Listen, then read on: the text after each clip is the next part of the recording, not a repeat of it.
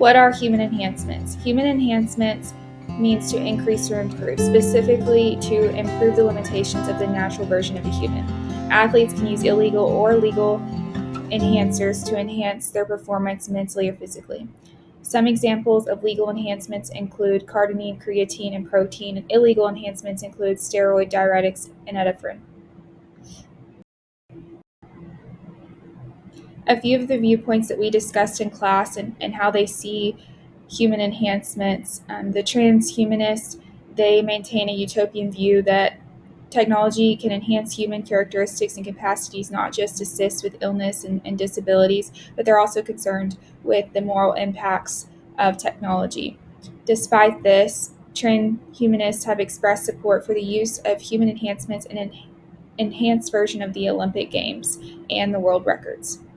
On the other side, the Luddites maintain a dystopian view of technology, that technology is determining the future of humanity and that this will not ultimately end well for humans. Their fear transfers over to the use of human enhancements for athletes. For example, they have expressed concern that not only for steroids potentially affecting the health of the people that use them, but could also create an unfair competition in which those who want to compete must succumb to the pressures of using steroids to be able to compete in whichever area of athletics that they pursue.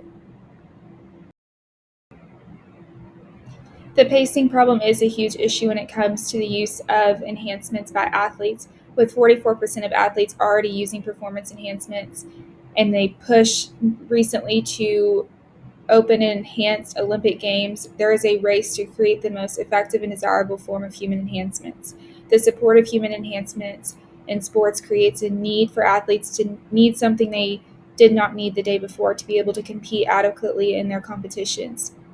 This requires quick and effective adaptation of law, policy, and regulations. And currently, there are federal, international, private sectors regulating human enhancements. However, these regulations are generally not enforceable because athletes have access to these substances off market through social media or other websites. New substances are being rapidly developed, and there is a resulting high demand for these substances, which encourages it to be sold off market and the faster production. In addition, athletes could be accessing such substances through the use of Bitcoin or other similar methods in which the transaction could not be directly traced by these entities that are trying to regulate the use of such enhancements. There are many risks associated with the use of enhancement by athletes, both physiologically and psychologically. For example, steroids can cause acne, liver damage, stent growth, aggressiveness, and depression. Blood doping can cause stress on the heart, blood clotting, and strokes, and diuretics can cause heart rate irregularities, dizziness, weakness, and headaches. Even legal supplements such as carnitine and creatine can cause nausea, vomiting, cramps, dehydration, hair loss, and bloating.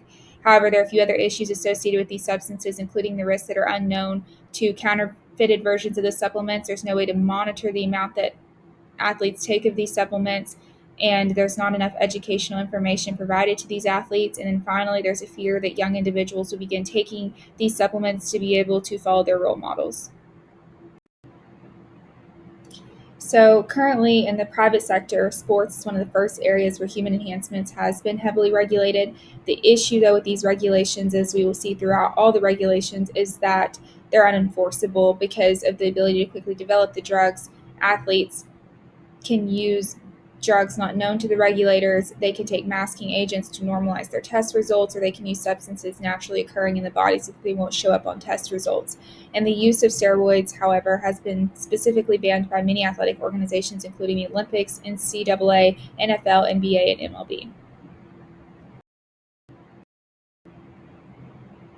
Surprisingly, there has been a big push internationally to regulate the use of human enhancements by athletes. In 1999, the World Anti-Doping Agency was created and initiated by the International Olympic Committee. It's meant to harmonize anti-doping regulation in all sports and countries. It publishes a list of prohibited substances each year.